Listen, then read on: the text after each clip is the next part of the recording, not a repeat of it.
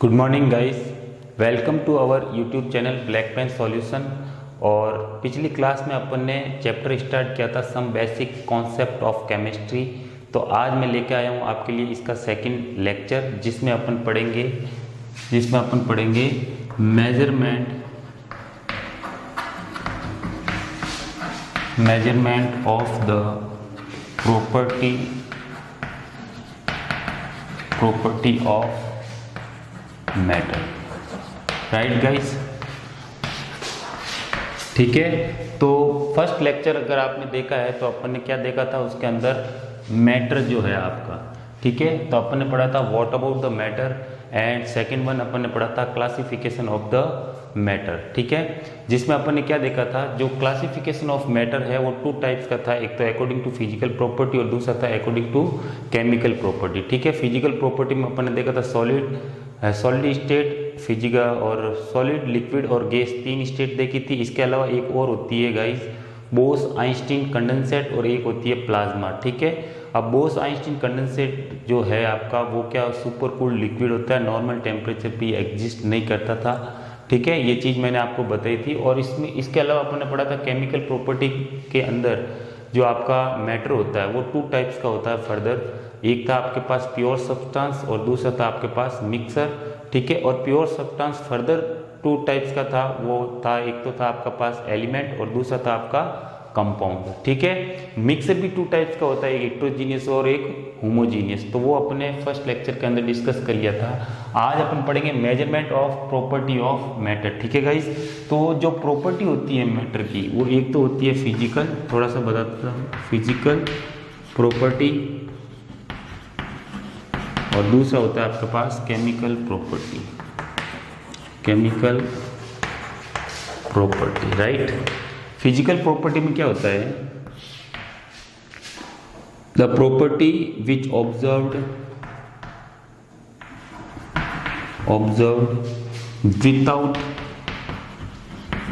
Without undergoing any chemical changes, मतलब ऐसी property जिसके अंदर केमिकल चेंजेस नहीं आता होगा इस, ठीक है। जैसे क्या कहूँगा मैं, फिजिकल स्टेट, क्या बोलूँगा, फिजिकल स्टेट।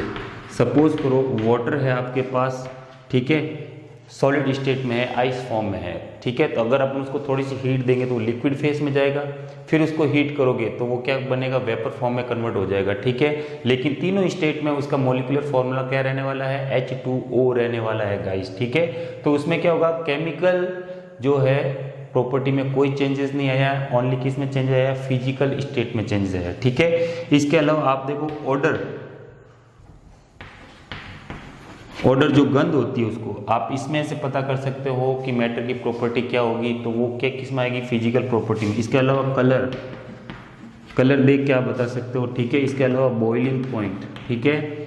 फिर मैं कह सकता हूँ मेल्टिंग पॉइंट, राइट, डेंसिटी, ये सब किस में आएगा, आपके पास फिजिकल प्रॉपर्टी में आ जाएगा, ठीक है। अब आ जाओ केमिकल प्रॉपर्टी में। तो केमिकल प्रॉपर्टी में क्या होगा, ऑब्जर्वेशन जो होता है, observed only after undergoing some chemical changes, ठीक है गाइस।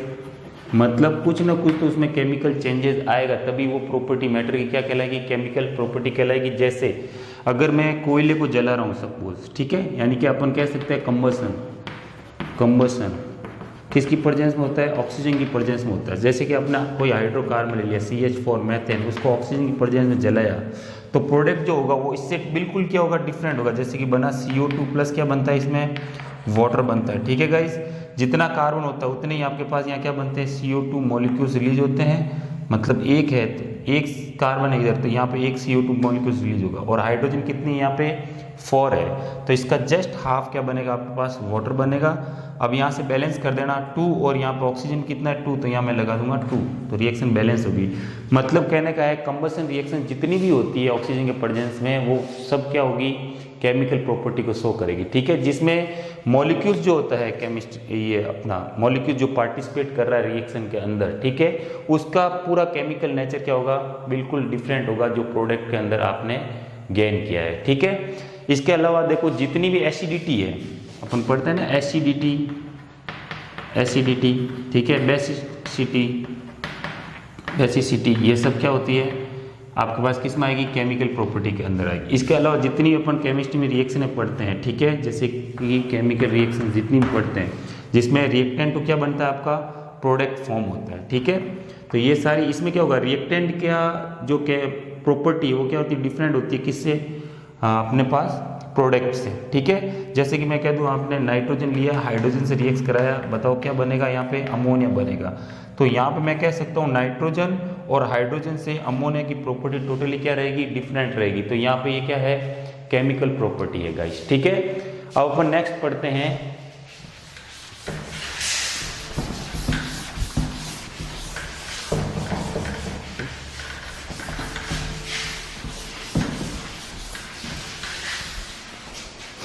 अपने को मेजरमेंट देखना है मैटर का, ठीक है। तो अपन देखते हैं नेक्स्ट क्वांटिटेटिव मेजरमेंट ऑफ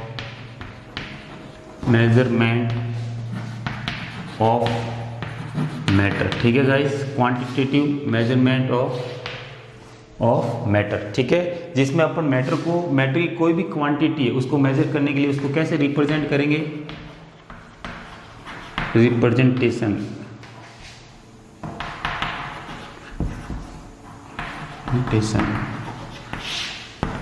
तो रिप्रेजेंटेशन कैसे करेंगे अपन उसको, देखो दो चीज आपके पास होनी चाहिए, एक तो उसकी न्यूमेरिकल वैल्यू और दूसरी आपके पास होनी चाहिए यूनिट। भाई आप लेबोरेटरी में गए और कोई प्रैक्टिकल कर रहे हो और आपको सर ने कह दिया कि 5 ml इसके अंदर H2SO4 ऐड करके आओ, ठीक है।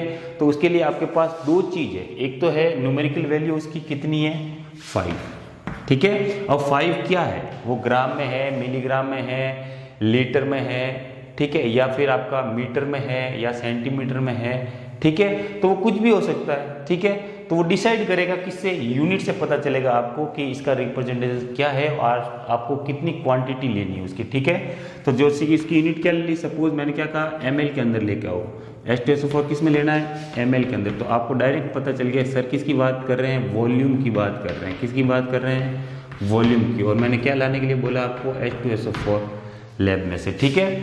अगर मैं आपके पास लेंथ ऑफ वायर की बात करूं, लेंथ ऑफ वायर, तो वहाँ आप 5 ml तो नहीं बोलोगे ना, वो आपका वायर सपोज करो 10 सेंटीमीटर का हो सकता है या 10 मीटर का हो सकता है, ठीक है। तो ये इसको रिप्रेजेंट कर रहा है, किसको रिप्रेजेंट कर रहा है, मैटर को रिप्रेजेंट कर रहा है गाइस, ठीक है। और ये उसकी क्वांटिटी होगी, मतलब ये उसकी न्यूमेरिकल वैल्यू होगी, ये क्वांटिटेटिव एनालिसिस है तो ये उसकी हो जाएगी न्यूमेरिकल वैल्यू और ये उसकी आ जाएगी यूनिट आ जाएगी, ठीक है गाइस। अब देखो अपने को ये चीज़ समझनी है कि यूनिट क्या होती है, ठीक है। मैंने देखो यूनिट से अपन किसी भी चीज़ को पता कर सकते हैं कि वो वॉल्यूम की बात कर रहा है, लेंथ की बात कर रहा है, टेम्परेचर की बात कर रहा है, या वो इंटेंसिटी की बात कर रहा है, या वो नंबर ऑफ मोल की बात कर रहा है। तो वो किससे पता चलेगा आपको, यूनिट से पता चलेगा। तो इसके लिए सिस्टम भी बनाए गए थे बहुत सारे कि भाई अपन कुछ और माने, ठीक है। बाहर के देशों में कोई अमेरिका में, जापान में, वहाँ पे कोई यूनिट अलग चल रही हो, किसकी, वेट की, टेम्परेचर की, ठीक है, इसके अलावा मोल की, ठीक है। तो सब चीज़ों को एक करने के लिए नए नए सिस्टम बनाया गया था। तो एक सिस्टम था आपका, देखो एक था इंग्लिश सिस्टम और एक आपके पास आया था, पुराने बात कर रहा हूँ मैं 18th सेंचुरी की, किसकी, 18th सेंचुरी में कौन कौन सिस्टम थे। एक तो इंग्लिश सिस्टम था और एक था आपके पास metric system guys, metric system, ठीक है, जिसको फ्रेंच सिस्टम भी कहते हैं, फ्रेंच सिस्टम, ठीक है। ठीक है, इंग्लिश सिस्टम क्या था, लेस फेमस था guys, less famous, less famous क्यों था? क्योंकि इसमें डेसिमल को इंक्लूड नहीं किया था, डेसिमल वाज नॉट इंक्लूडेड, ठीक है, इंक्लूडेड मतलब आप कह सकते हो कि डेसिमल क्या था इसके अंदर, डेसिमल को क्या करा गया था, इग्नोर किया गया था, ठीक है। लेकिन इसके अंदर का जो, जैसे कि मैंने कहा ना कि आपके पास वायर लेकर आना है सपोज 10.5 मीटर, ठीक है, या 10.4 ले लो, 4 मीटर, तो यहाँ पे ये 4 जो था ना उसको इंक्लूड करते ही नहीं थे, यहाँ पे क्या बोलेंगे 10 मीटर अप्रोक्सीमेट लेते थे, ठीक है। इसलिए ये क्या था, लेस फेमस था, ज़्यादा यूज भी नहीं हुआ था, लेकिन मैट्रिक सिस्टम वाइडली यूज होता था, वाइडली यूज होता था, और जो क्या था बहुत फेमस भी था, ठीक है, वाइडली। इसमें डेसिमल को इंक्लूड किया गया था, डेसिमल वाज इंक्लूडेड, ठीक है गाइस, इसमें डेसिमल को इंक्लूड किया गया था, इसलिए ये ज़्यादा फेमस था। सपोज 10.5 मीटर है तो उसको 10.5 मीटर ही लिखा गया था, जबकि इसमें क्या लिखा गया था, या तो इसको 10 में इंक्लूड करेंगे या फिर इसको 11 में इंक्लूड करेंगे। सपोज करो जैसे कि यहाँ 10.4 है तो 5 से नीचे तो 10 मीटर ले लिया, अगर ये 10.6 होता तो उसको कितना मान लिया गया था, लगभग 11 मीटर मान लेते थे इसके अंदर, इंग्लिश सिस्टम के अंदर। लेकिन इन सब बातों को ख़त्म करने के लिए एक नया सिस्टम आया 1875 में, जिसको अपन कहते हैं SI सिस्टम, ठीक है। तो देखो SI, इसको रब कर देता हूँ,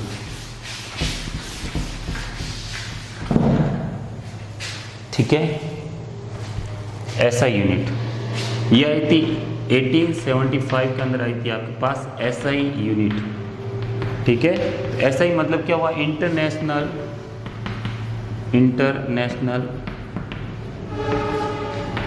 सिस्टम, ठीक है, इसी से लिया गया था, S से सिस्टम से S और I इंटरनेशनल से क्या ले लिया था I, और इसको क्या कह दिया SI यूनिट, ठीक है गाइस।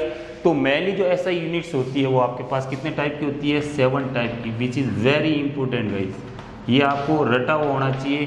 7 टाइप्स कौन कौन सी होती है, इन 7 टाइप की यूनिट से अपन दुनिया की सारी यूनिट्स क्या कर सकते हैं, निकाल सकते हैं आसानी से, ठीक है, उसको डेराइव करके। देखो कैसे, पहले देखो जो SI यूनिट्स होती है, पहली आपके पास आती है मास, क्या आती है, मास। दूसरी आपके पास आती है लेंथ, ठीक है। तीसरी आपके पास आती है टेम्परेचर, लेंथ हो गया, टाइम ले लेता हूँ, तीसरी आपके पास आती है टाइम। चौथा आपके पास आता है, चौथा आपके पास आएगा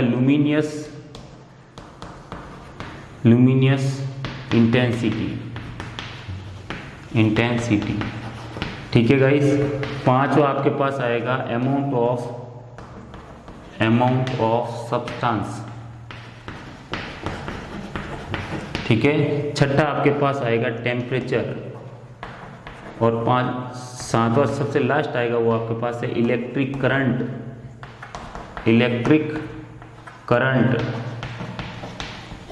ठीक है गाइस।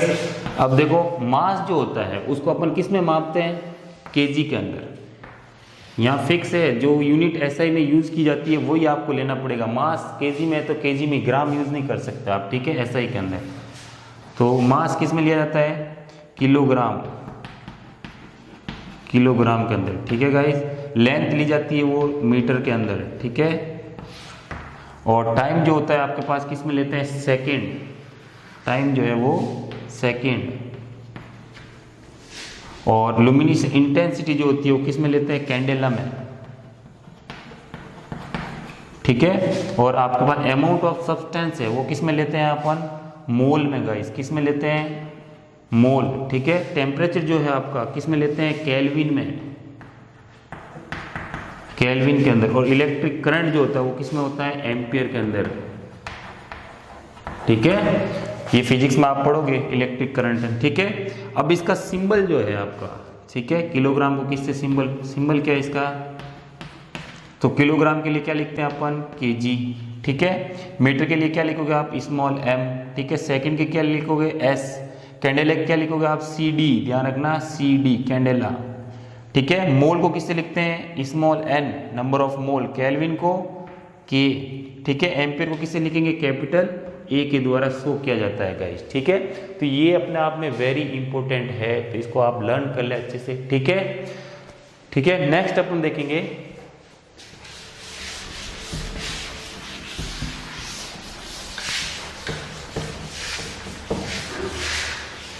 अब ये जो यूनिट्स है गाइस, ठीक है, अब जैसे कि कोई छोटी यूनिट आ जाए, सपोज मैं बात करूं आपसे 0 पॉइंट, देखो यहाँ से 0.000,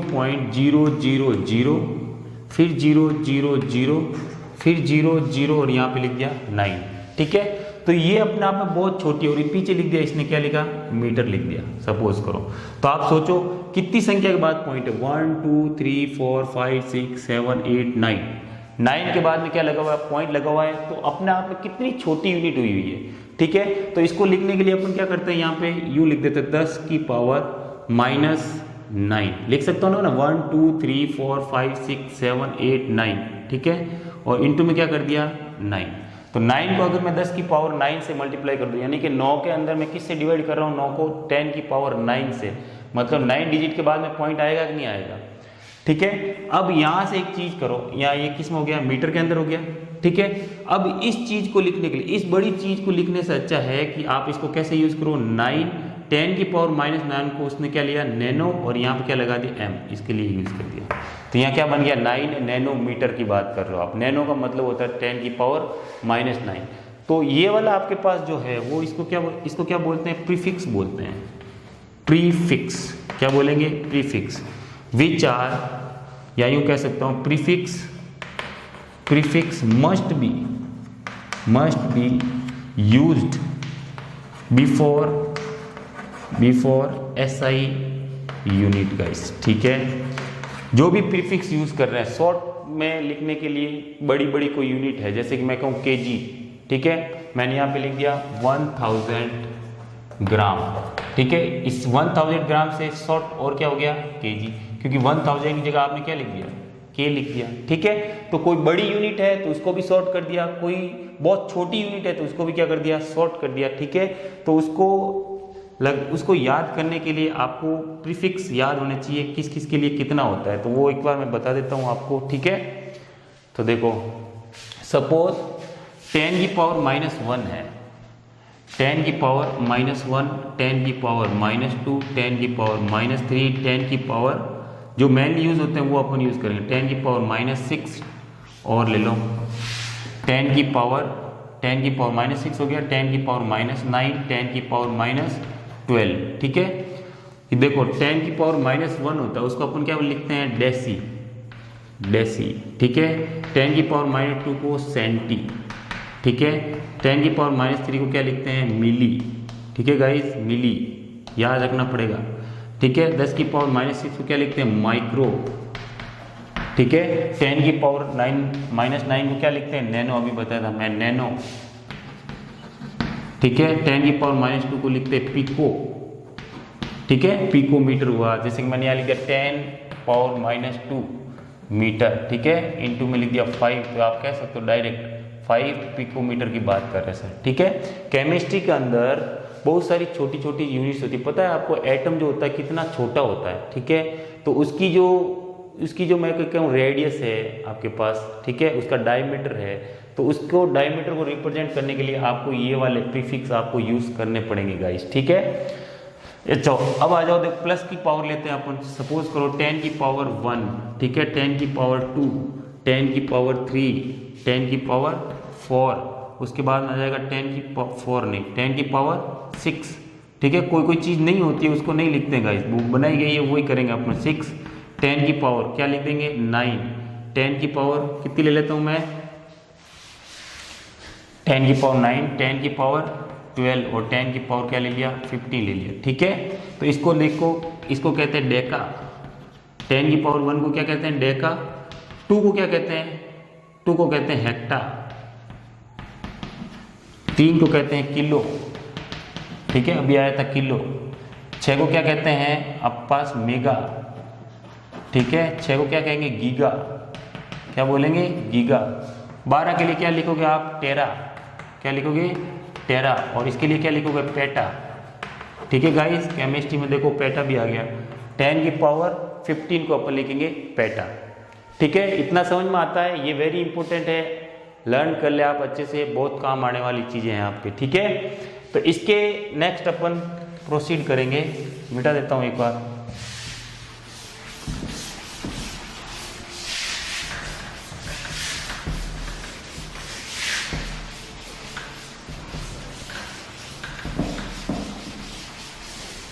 ठीक है। डेराइव्ड यूनिट बढ़ा देता हूँ एक बार गाइस, देखो डेराइव्ड यूनिट, ठीक है। डेराइव्ड मतलब जैसे कि बहुत सारी यूनिट्स होगी, डेंसिटी की यूनिट दी नहीं थी एसआई वालों ने, ठीक है।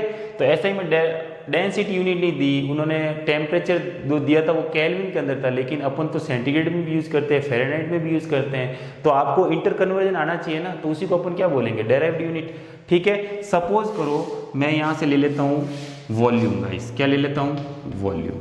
अब तुम खुद जानते हो सब कि वॉल्यूम जो होता है वो क्या होता है, length into breadth into height. Suppose किसके लिए बात कर रहा हूँ मैं, क्यूबॉइड की बात कर रहा हूँ, यहाँ पे क्यूबॉइड की बात कर रहा हूँ ना, length into breadth into height. तो आपको पता चल जाएगा ये भी मीटर में इंटू ये भी मीटर में, ये भी किस में होगा, मीटर में, तो क्या आ गया आपके पास, मीटर क्यूब, ठीक है।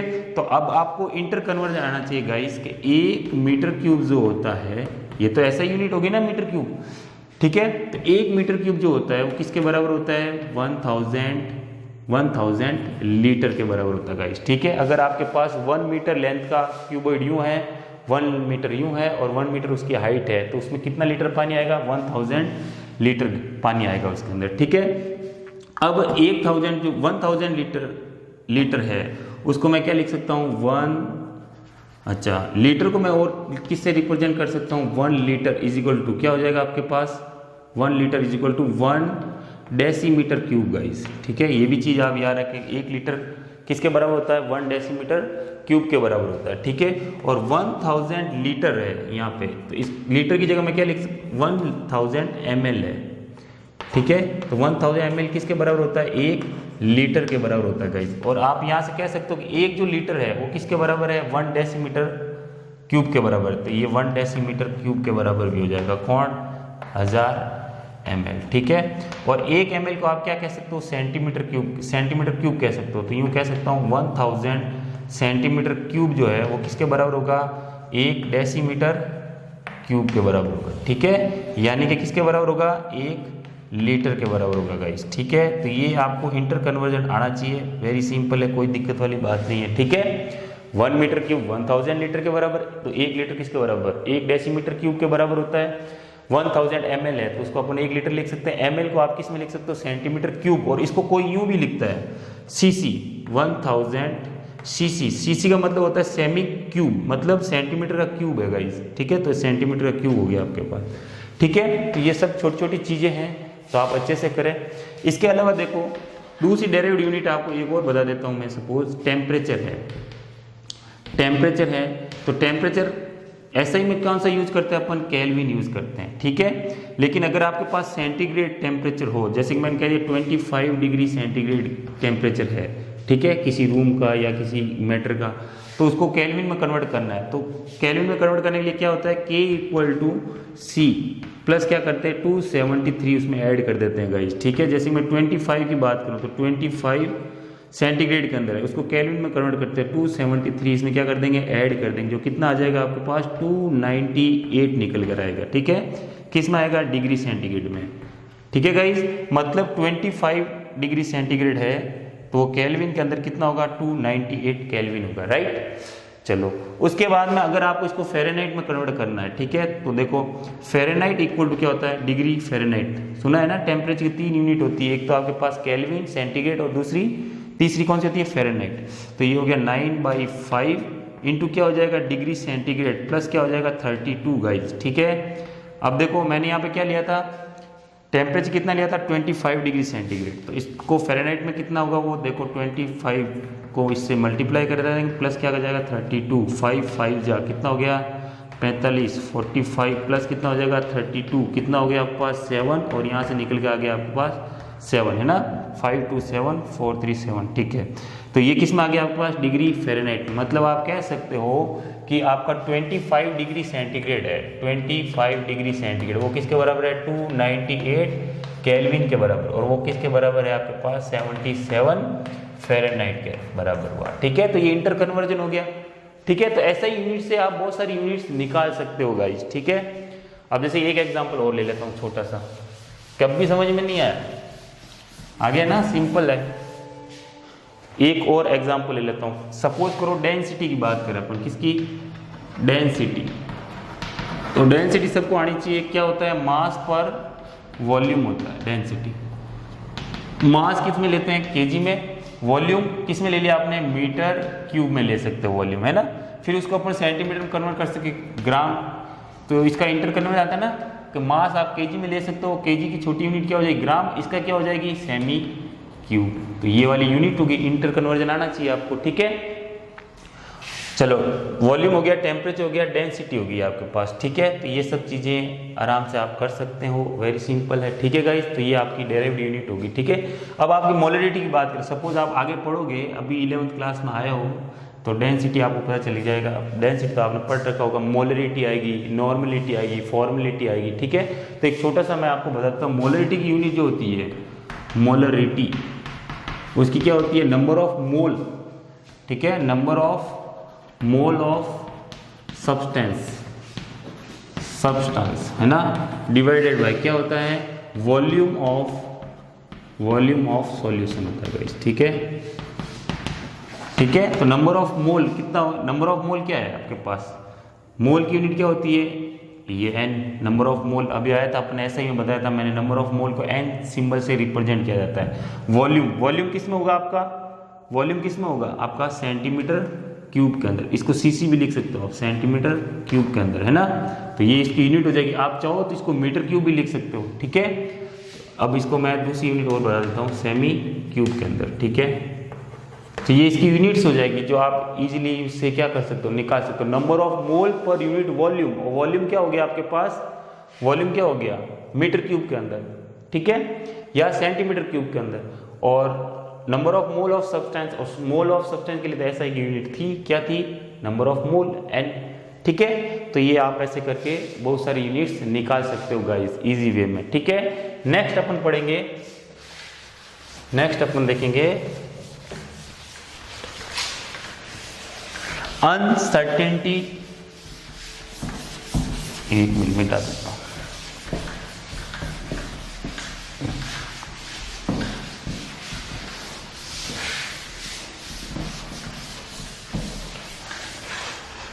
प्रोसीड करेंगे अनसर्टेनिटी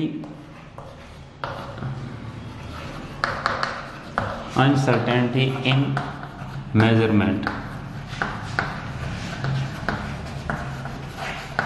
ठीक है। जब आप प्रैक्टिकल करने जाते हो, ठीक है, तो केमिस्ट्री लैब में आप क्या करते हो, वेइंग बैलेंस पे कुछ वेट करते हो। सपोज H2SO4 आप 5 ग्राम वेट करने गए, कितने ग्राम, 5 ग्राम, लेकिन वो वेइंग बैलेंस में कितना आएगा, या तो 5.003 ग्राम हो सकता है, या ऐसा हो सकता है कि आपके पास जो आए वैल्यू वो कितनी हो सकती है, जैसे कि 4.97 ग्राम के अप्रोक्स भी हो सकती है, ठीक है गाइज।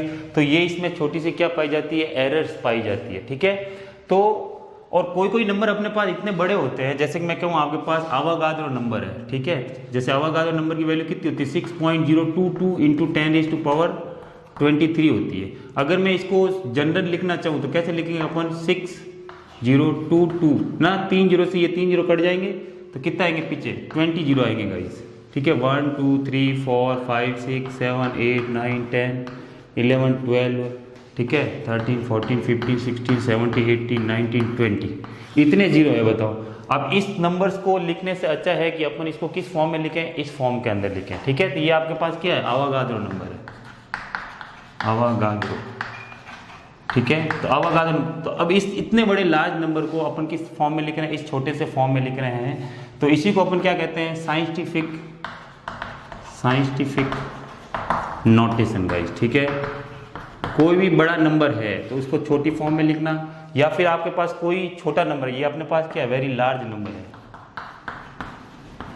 वेरी लार्ज नंबर है, ठीक है। यूँ कह सकते हो आप, एक तरह से क्या है, यूज नंबर है, वेरी यूज नंबर है, ठीक है। इसके अलावा कोई शॉर्ट नंबर भी होता है, लेकिन बहुत छोटा नंबर है, जैसे कि मैं कह दूं आपके पास, जैसे अपन लेते हैं 1.67 इंटू 10⁻24 -24 ग्राम, ये किसका वेट है, एक न्यूट्रॉन या एक प्रोटॉन का मास है, ठीक है।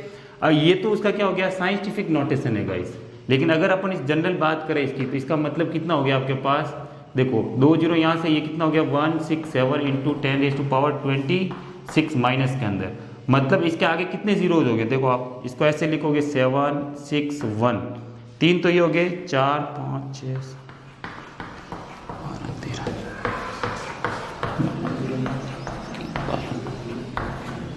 26 यहाँ पॉइंट आएगा। तो इतना बड़ा छोटा नंबर है ये। इस छोटे से नंबर को अपन किस फॉर्म के अंदर लिख रहे हैं, इस फॉर्म के अंदर लिख रहे हैं, ठीक है। तो यही क्या कहलाएगा, आपका साइंटिफिक नोटेशन कहलाएगा, ठीक है। तो साइंटिफिक नोटेशन को अपन रिप्रेजेंट कैसे करेंगे, देखो रिप्रेजेंट बाय n इंटू 10⁻⁴ क्या लिखेंगे, स्मॉल n। यहाँ पे n जो है तो साइंटिस्ट ने क्या करा कि ये जो n है इसकी वैल्यू अपन कहाँ रखेंगे, 1 से लेकर 9 के बीच में रखेंगे। मतलब क्या रखेंगे, एक सिंगल डिजिट रखेंगे गाइस, ठीक है, सिंगल डिजिट। और ये जो n है वो आपके पास क्या है, एक्सपोनेंट है, कोई भी एक्सपोनेंट हो सकता है, ठीक है। माइनस में या प्लस में जो भी इंटीजर नंबर है वो आपको कौन सा करेगा, स्मॉल n। और कैपिटल N की वैल्यू जो होगी वो किसके बीच में वेरी होगी, 1 और 9 के बीच में, और सिंगल डिजिट होनी चाहिए। तो देखो यहाँ पे मैंने क्या करा, इस छोटे से नंबर को, वेरी स्मॉल नंबर है ये, वेरी स्मॉल नंबर है ना। अब इसको मैंने क्या करा, इससे इतने स्मॉल नंबर आप ऐसे कॉपी में लिखोगे, इससे अच्छा है कि आप इसको इस फॉर्म के अंदर लिखो। तो ये वाली नंबर जो है, पॉइंट्स के जो पहले वाली वैल्यू है वो क्या है आपके पास, सिंगल डिजिट है और 1 और 9 के बीच में होनी चाहिए। और ये वाली पावर क्या है, 10 की पावर में उसको लिख देंगे, ठीक है। जैसे कि मैं बात करूं आपसे, देखो 5 सपोज मैंने लिया 598.03, ठीक है। अब इसको अपने को नंबर लिखना है, किसके रूप में लिखना है, इस फॉर्म में लिखना है, ये इस फॉर्म में, ठीक है, n इंटू 10⁻n। तो कैसे लिखोगे आप, इस पॉइंट को अपन कहाँ लेके जाएंगे, यहाँ लेके जाएंगे, ठीक है। तो आप क्या लिखोगे, 5.9803 लिख दिया यहाँ पर। अब पॉइंट को जब अपन आगे की तरफ ले जाते हैं तो 10 की पावर क्या होती है, राइज होती है। देखो कितने नंबर आगे लेंगे आप, 2 नंबर आगे लेंगे तो इसकी पावर कितनी आ जाएगी, 2 आ जाएगी, ठीक है। और यही वाला देखो, ऐसे सपोज आपके पास एग्जांपल है, सपोज 16 यहाँ पे लिख दिया मैंने, ये रहा 7, ठीक है। अब मेरे को पॉइंट कहाँ लेके आना है, एक नंबर के बाद आपका जो पहला नंबर है ये वाला n, वो कितना होना चाहिए, 1 से 9 के बीच में होना चाहिए। तो पॉइंट आपका किससे के कहाँ आना चाहिए, यहाँ आना चाहिए, ठीक है। तो इस पॉइंट को यहाँ लेके आने के लिए मैं क्या करूंगा, इसको कितने डिजिट पीछे आएगा, 1 2 3 डिजिट पीछे आ रहा है, ठीक है। तो अपन क्या लिखेंगे, 1.67 इंटू 10⁻⁴ क्या कर देंगे, -3 कर देंगे, ठीक है। तो बैक आ रहे हो, जैसे आप बैक आ रहे हो तो पावर कैसी होगी, माइनस, और आप आगे की तरफ जा रहे हो पॉइंट, तो पावर कैसी करेंगे अपन, पॉजिटिव करेंगे, ठीक है। अब जैसे एक एग्जांपल और दे देता हूँ आपको, सपोज करो आपको ये नंबर दिया हुआ है, देखो 985.36 इंटू 10⁻⁻5 है सपोज, ठीक है। अब इसको अपन को किस में लिखना है, साइंटिफिक फॉर्म में लिखना है। तो आप कैसे लिखोगे, इस साइंटिफिक फॉर्म में अपने पॉइंट कहाँ चाहिए, एक नंबर के बाद यहाँ पे पॉइंट चाहिए, ठीक है। तो आपको पॉइंट कहाँ जाना पड़ेगा, आगे की तरफ जाना पड़ेगा। तो आप कहोगे सर 9.85, कितने डिजिट आगे ले गए आप पॉइंट को, 2 डिजिट आगे ले गए, ठीक है। यहाँ पे 36 था ही था, 2 डिजिट ले गए, मतलब आपको ऐड करना पड़ेगा, पावर +2 ऐड करनी पड़ेगी। 10 की पावर -5 तो था ही था, और 10 की पावर 2, और इसके अंदर क्या हो जाएगा, ऐड हो जाएगा, क्योंकि अपन 2 नंबर आगे गए हैं तो +2 ऐड होगा इसके अंदर, ठीक है। तो इसको आप सॉल्व कर दो तो 9.8536 इंटू 10⁻⁻5 + 2, इसको ऐसे लिख सकते हैं ना अपन, कितना आ जाएगा, 9.8536 इंटू 10⁻⁻ कितना आ गया गाइस, -3 निकल के आ गया यहाँ से, ठीक है।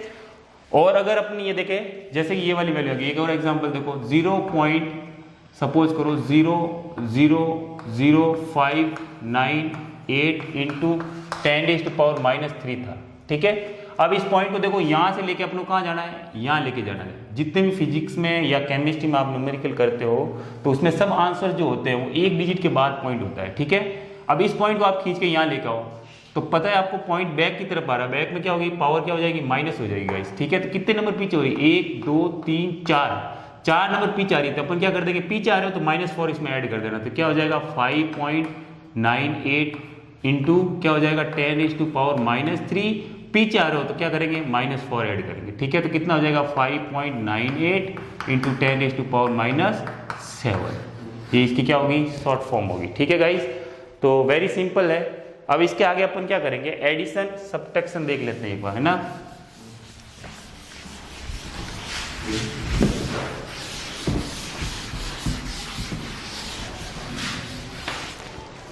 देखो 4 चीजें मैं बता रहा हूं आपको, एक तो अपन देखेंगे मल्टीप्लिकेशन, एक देखेंगे अपन डिवीजन, ठीक है, एक अपन देखेंगे एडिशन, एडिशन, और एक अपन देखेंगे सब्ट्रैक्शन। ठीक है गाइस, दो अपने पास क्या है साइंटिफिक नंबर है, उनको अपन को क्या करना है मल्टीप्लाई करना है। सपोज करो यू हैव 5.38 इंटू 10⁻⁴ कितना ले लिया 24। अब इस नंबर को मेरे को मल्टीप्लाई करना है, एक अलग नंबर ले लेता हूँ, हाँ ले लिया मैंने 3.2 इंटू 10⁻⁴ कितना ले लिया, सपोज करो 26 ले लिया। ठीक है, अब इन दोनों नंबर को मल्टीप्लाई करो और जो आपका फाइनल रिजल्ट है वो क्या आएगा। ठीक है, तो सबसे पहले अपन क्या करेंगे 5.38 इंटू क्या करेंगे 10⁻⁴ इंटू 3.2 इंटू 10⁻26। अब देखो इसमें और इसमें बेस इक्वल है, बेस इक्वल होते हैं इसकी पावर को अपन क्या करेंगे ऐड कर देंगे और इस नंबर को इस नंबर से क्या कर देंगे अपन मल्टीप्लाई कर देंगे। ठीक है, तो 5.38 को जब अपन मल्टीप्लाई करेंगे किससे 32 से करोगे कितना आएगा 7 कितना आ गया 10 4 2 9 और 10 11 80 लगा 1 5 बताइए कितना हो गया 16 कितना आ गया 6 11 कितना आ गया 2 7 और यहाँ कितना आ गया 1। 3 नंबर के बाद पॉइंट है, यहाँ पॉइंट है ना अपने पास 3.2 1 और 3 नंबर के पास यहाँ पॉइंट आ जाएगा। तो आंसर क्या आएगा आपके पास 17.216 इंटू 10⁻⁴ कितना हो जाएगा 6 4 कितना हो गया 10 2 2 4 1 5 हो गया 50। अब इस पॉइंट को अपने को देखो साइंटिफिक में क्या होता है एक नंबर के बाद पॉइंट आना चाहिए, तो ये पॉइंट को अपन कहाँ ले जाएंगे आगे ले जाएंगे, तो 1.7216 एक पॉइंट आगे लेके तो पावर क्या हो जाएगी प्लस हो जाएगी, तो अपन क्या कर देंगे इसको 10⁻51 आपका आंसर निकल के आ जाएगा। ठीक है, तो ये आपके पास क्या हो गया मल्टीप्लिकेशन में। अब डिवीजन के अंदर आ जाओ, तो डिवीजन में कैसे करेंगे, सपोज करो आपके पास एक नंबर है 1.5 इंटू 10⁻⁻ ले लेता हूँ मैं 13। ठीक है, इसको डिवाइड करना है 1 मैंने ले लिया 0.5 ठीक है इंटू 10⁻³ ले लिया। ठीक है गाइस, तो इसको इससे डिवाइड करो तो 1.5 इंटू 10⁻13 डिवाइडेड बाय 0.5 इंटू 10⁻3। तो आप करोगे देखो पॉइंट हटाए ऊपर कितना आएगा 10, इसका पॉइंट हटाया नीचे कितना आएगा 10 से ये 10 कट जाएगा तो कितना आगे और ये 5 से कितनी टाइम्स कटेगा 3 टाइम्स, तो आपका हो गया 3। ठीक है, पॉइंट लगा सकता हूँ मैं 3.0 भी लिख सकता हूँ इसको।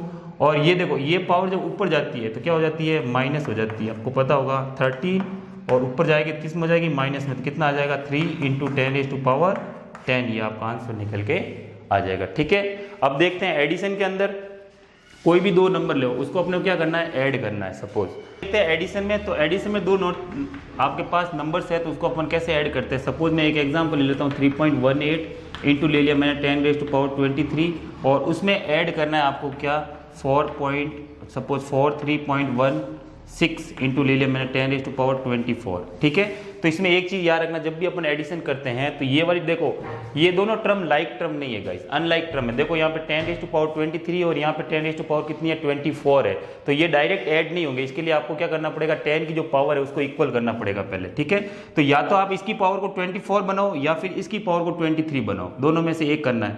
ठीक है, तो मैं इसकी पावर को क्या कर देता हूँ 23 बना देता हूँ। ठीक है, तो 23 कैसे बनेगा, देखो इस पॉइंट को अपन क्या लेते हैं बैक साइड में लेकर आते हैं, तो ये हो जाएगा 431.6 10⁻⁴ देखो पीछे लाते हैं तो घात क्या हो जाती है कम हो जाती है, कितनी हो जाएगी 23 प्लस यहाँ पे क्या आ गया आपके पास 3.18 इंटू 10⁻23 था ही था। अब यहाँ से देखो 23 10⁻23 क्या हो गया कॉमन आ गया, तो 3.18 बचा प्लस क्या बचा आपका 43.1.6 ये बचा। अब इसको इसके अंदर ऐड कर दो तो कितना आ जाएगा 3.18 के अंदर मैं क्या ऐड करूँगा 0.60 यहाँ पे क्या है 1 3 और 4 इसको ऐड करो कितना आएगा 8 7.4 3 और 4 आएगा। ठीक है, तो ये आ जाएगा आपके पास 4 पॉइंट क्या आ गया 78 इंटू क्या हो जाएगा 10⁻23 हो जाएगा। अब साइंटिफिक नोटेशन में अपने पास यहाँ पे नंबर कितना होना चाहिए 1 और 9 के बीच में होना चाहिए, तो पॉइंट को वापस कहाँ ले जाएंगे अपन यहाँ लेके जाएंगे।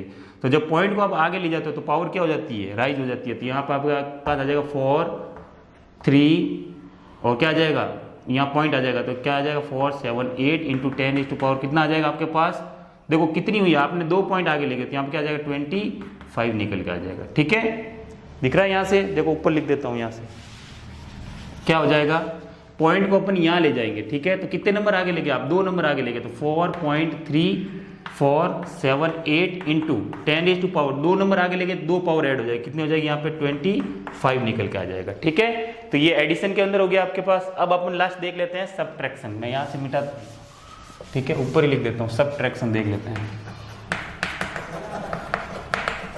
कोई भी दो नंबर को सब्ट्रैक्ट करना है। सपोज मैंने यहाँ पे लिखा 5.28 इंटू 10⁻⁴, सपोज लिखा मैंने 23, ठीक है, 23, 27 ले लो, माइनस करना है मेरे को इसके अंदर से 3.60, ठीक है, और इंटू कर देता हूँ मैं 24 कर देता हूँ, ठीक है गाइस। अब देखो या तो इसको पावर को क्या करो आप 24 बनाओ, या इस पावर को क्या बनाओ 27 बनाओ, क्योंकि दोनों अनलाइक टर्म है, ठीक है गाइस। तो मैं क्या करता हूँ इसको 24 बना लेता हूँ। तो इसको 24 बनाने के लिए पॉइंट कहाँ आएगा, बैक साइड में आएगा, तो ये आ जाएगा 5 पॉइंट को हटाया, कितना बैक आएगा देखो 4 बनाना है तो 3 पॉइंट पीछे लेकर आना पड़ेगा, तो ये हो जाएगा 280 इंटू क्या हो जाएगा 10⁻⁴, कितना हो जाएगा 24।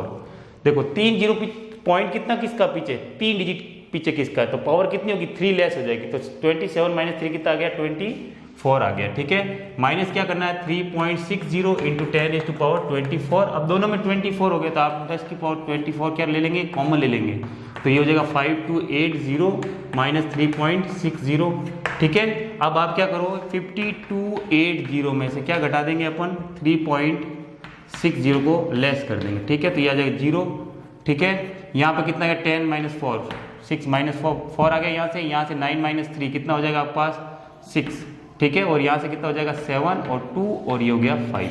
तो आंसर आपका निकल के आया, क्या निकल के आया देखो 5276.40 इंटू 10⁻24, ठीक है। अब साइंटिफिक नोटेशन में अपन क्या करते हैं, यहाँ एक डिजिट के बाद में पॉइंट आना चाहिए, तो इस पॉइंट को अपन कहाँ ले जाएंगे, यहाँ ले जाएंगे।